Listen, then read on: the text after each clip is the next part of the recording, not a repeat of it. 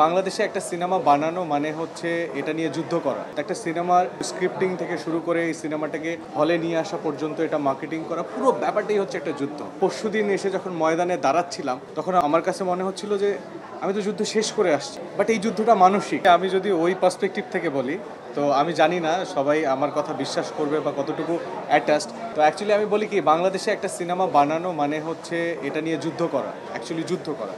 একটা সিনেমার শুরু স্ক্রিপ্টিং থেকে শুরু করে এই সিনেমাটাকে হলে নিয়ে আসা পর্যন্ত এটা মার্কেটিং করা, পুরো ব্যাপারটাই হচ্ছে একটা যুদ্ধ। ইন আ সেন্স যদি আমি বলি, এই যুদ্ধটা মানুষ করে পেশেন্স থেকে।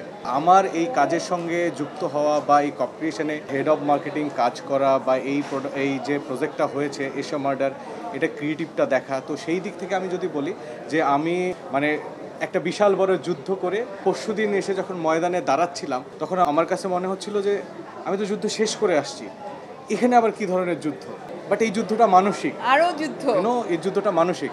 তো অ্যাকচুয়ালি গতকালকে থেকে অডিয়েন্স যেরকম আমাদের এটা নিয়ে কথা বলছে, এশা মার্ডার নিয়ে দেখছে, আমরা কিছু ভাইব পাচ্ছি। যেমন আমরা কালকে বসুন্ধরাতে আমাদের শো ইনক্রিজ করেছে, আজকে 2টো করে শো চলছে।